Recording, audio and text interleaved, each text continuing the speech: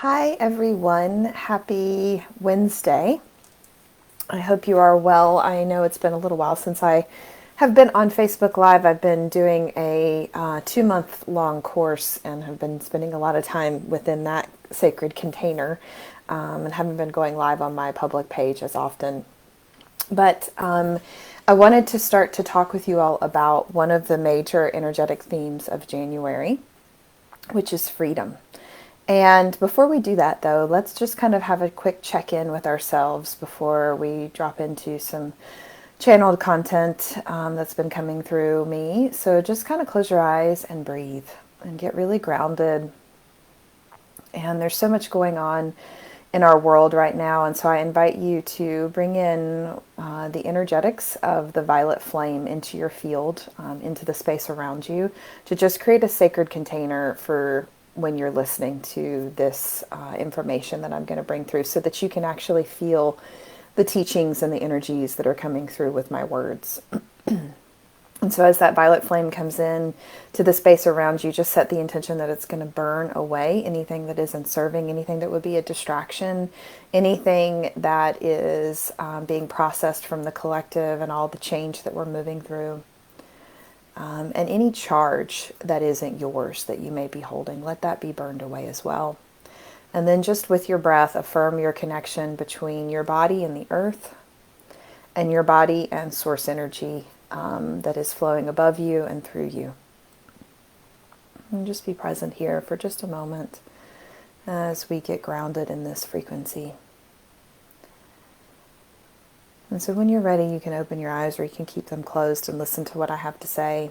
So when I put my energy update out at the beginning of the month, I knew it was going to be a big month. And when freedom and prosperity were two of the themes that came in, I was like, whoa, we're going to see some change. We're going to see some uprising, and we're going to see some conflict. And I'm not surprised as to what's happened and what is continuing to come forward. I have been telling you all for some time that the divide between the timelines and the realities is going to get wider and wider, and it's going to be up to each of us as individuals to find our truth and our discernment and our unity within ourselves. And we had a lot of opportunity last year to sit in our stuff, and we still have a lot of opportunity. And because the pandemic is still going on, we're home, we're having to do a lot of inner work. And so we have to use this time really wisely. And so the theme that I'm going to talk with you about in terms of freedom, I want you to really sit with this. And as always, with any channeled information that comes through, always sit with it and make sure that it resonates for you. But what I'm noticing as I'm moving about my sessions and my own healing meditations on myself is that the way that I've been looking at freedom is pretty messed up. I realized that about a month ago, somebody said, I was using the word sovereignty in a healing session that somebody was doing on me, and she said, maybe you want to look up the definition of that word. And I looked up the definition of sovereignty, and it basically says supreme power. And that was not at all the frequency of freedom that I wanted to be calling in. I don't believe that us being in our own personal freedom needs to look like us being in sovereignty where we are in power over somebody else. And so if I could wipe that word out, or at least train or tell people about the real definition as much as possible, I would like to. And so I've really been trying to use the word autonomy, which is more of this idea that you can be separate from the control of others and other structures, that you can be autonomous in your own truth. And so the way that freedom is coming forward in session as I'm working with people is that I'm noticing that we have so many identities that we carry. We are wives, mothers, brothers, sisters, employees, parents, grandparents, whatever role you're carrying. We have kind of so much identified with those roles that we've kind of lost a lot of our personal freedom. And what I mean by that is when we identify specifically or wholly from the perspective of the roles that we play, we are always confined to the energy that we show up with in those roles. And so one of the questions I've really been asking myself in the last week and a half especially is, who the heck am I? And I even asked my husband during a healing session we were having on Friday night, I was like, I need you to tell me how you see me. I need you to tell me who I am. And everything that he listed off at first was all of the roles. And I had to actually guide him and coach him and say, no, I don't want you to tell me the roles that I play and the roles that you see me playing. I want you to tell me how you see me. Like, what are the qualities that I carry? And so when we're trying to find autonomy or freedom and step into our truth, we have to actually know what the hell it is. We have to know what our truth is. And what I'm noticing that is happening is that, hey, Stephanie, is that when we're not in our freedom and not in our autonomy and we're just playing by the rules, that it's very easy for us to get triggered. And I think that if more of us could step into our autonomy and our freedom separate from the roles and really identify the qualities that we carry, the qualities that we emulate out in the world and the vibration that we're at, not in terms of like hierarchy or frequency vibration where I'm better than you or I'm lower than you, none of that, but what qualities do we carry? Are we nurturing? Are we loving? Are we kind? Are we generous? Are we confident? Are we strong? Like, what are the qualities that we carry that really make us who we are? And even that is a poor job of explaining who we are, right? Because we are so many things. We are multi-dimensional beings connected to source, connected to the earth. All of that energy exists in us in addition to existing outside of us. But if we could just start with the qualities, right, and step out of the roles, then we might be able to leave behind some of the constrictions that we feel. Because oftentimes when I'm feeling constricted, it's because I'm playing a role that has been predefined for me, right? So I can even feel constricted when I'm teaching. I can feel constricted when I'm healing. I can feel constricted when I'm being a wife because there are certain definitions or certain characteristics that I have assigned to that role based on the societal program that exists. And so if I'm only operating in those boxes that have been created for me based on how everybody else views me, then it does feel very confining. It feels really uncomfortable and really constricting. But when I step out of just viewing myself through that role-based lens and I step into, okay, well, what qualities am I exuding while I'm teaching? What qualities am I exuding while I'm healing? What am I birthing here with this frequency that I'm carrying as I'm bringing information through? Then I have a better sense of who I am and the work that I'm doing in the world. And then when I can do that and another teacher comes along and is teaching something similar to me or teaching something even with the same title that I'm teaching, I don't have to get triggered. I don't have to go into competition mode. I don't have to go into fight mode because I'm no longer identifying with the role or even the thing that I'm creating. I'm identifying at a deeper level with who I really am and the qualities that I'm exuding. And I know, because I hear time and time again, that the thing that draws people to my work is not just the work that I'm bringing forward. Yes, the classes that I put together and the things that I put out there matter, but who I am and how I do it in terms of the qualities that I bring forward is what draws people to me. And the more that I am in my vulnerability and the more that I'm in my heart and open in my heart and I'm sharing the truth of the hard shit that I move through and the truth of the feelings that I have about what's happening in the world is the thing that makes people want to lean in and work with me. And so if you're feeling constricted in your job, in your relationship, in any role that you're playing, I encourage you to really sit down and write. And writing is very, very important this month. I haven't quite figured out exactly why the written word and the spoken word has gotten so elevated all of a sudden in terms of its importance of us clearing energy. I think it may just be the speed at which we're processing things. And sometimes when we sit down and write or we speak into a recorder, it forces us to slow down a little bit.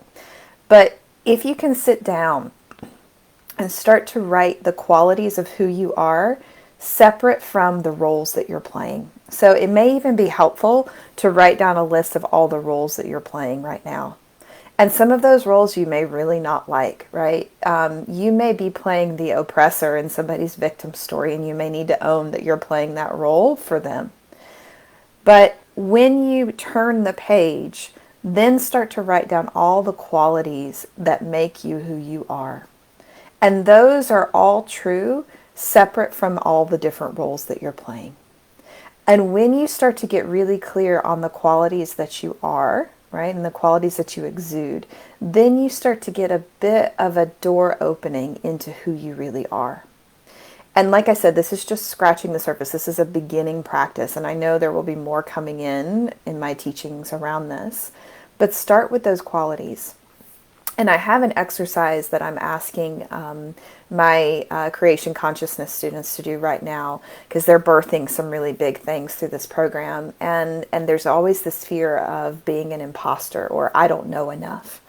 And so what I have them doing is I have them going out and looking for somebody in the world that has already created what they want to create, or what they are creating. And some of them are just creating new lives for themselves and their family, right, in terms of they want to be more in their joy and their happiness. And some people in this program are birthing books and programs and businesses and really big things that are going to make a huge impact out in the world. And so I'm asking them to go out and get triggered. I'm asking them to go out and look to somebody that is already doing it. And rather than get triggered and say, oh my God, I could never be like that. I could never speak in that way. I could never teach that eloquently. I could never write that well. I could never do whatever, right, that they're comparing themselves to in that person.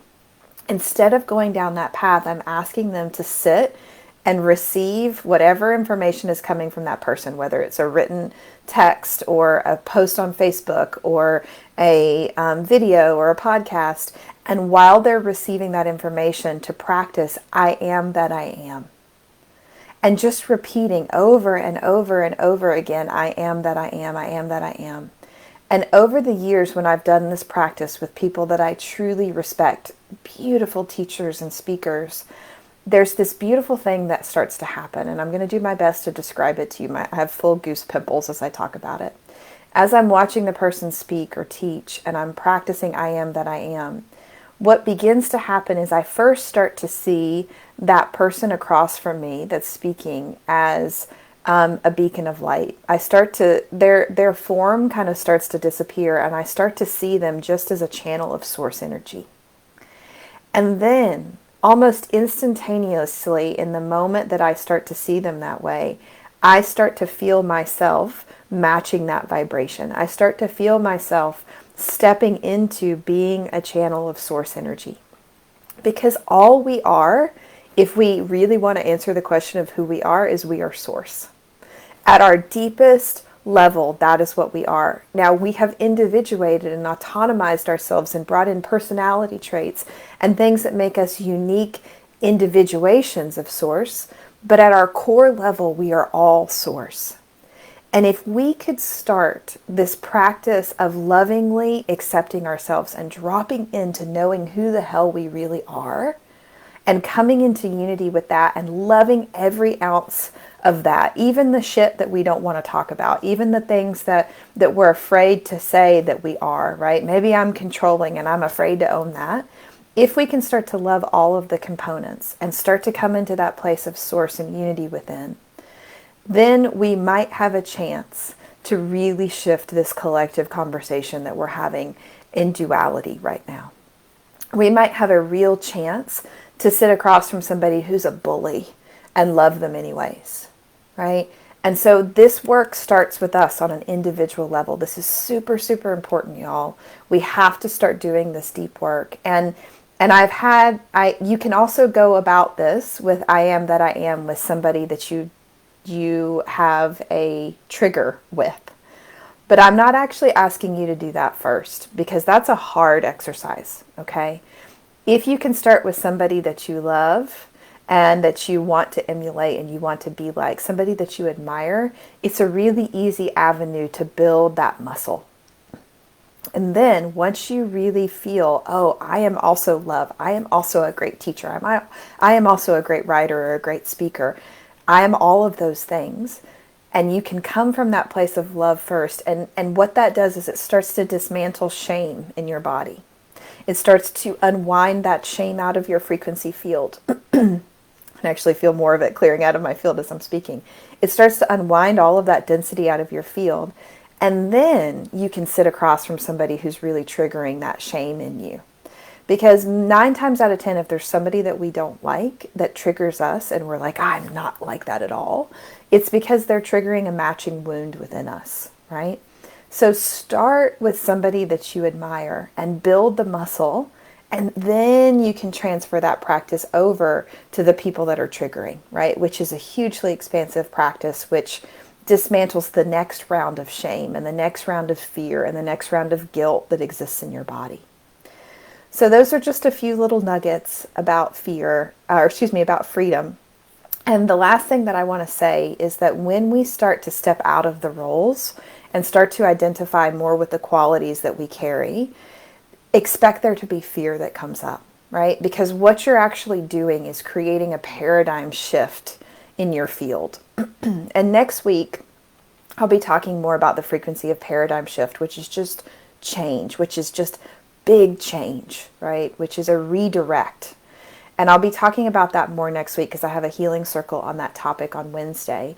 But I did want to cover this freedom piece first, and this idea of stepping out of the roles and stepping into the qualities, because that's going to prepare you for the next conversation that I want to have with you about paradigm shift. Okay? So expect that fear to come up and journal about it, right? Oh, I'm really afraid to just be love. What if somebody doesn't love me back? What if somebody tramples all over my heart because it's open? It's okay to have those fears. So bring those forward too when you're doing this practice. All right, that was short and sweet. I only had a little snippet of time to come on and talk with you all today. Steph, thanks for being here. I'm glad you love this. I'd love to come talk with you sometime. I know you're doing really great work out in the world with your podcast. Thank you all for watching. If this resonates with you, comment. Tell me the qualities that you want to emulate, that you want to embody. Put that in the chat. But regardless, I love you all. Thank you for being a part of this community. Bye.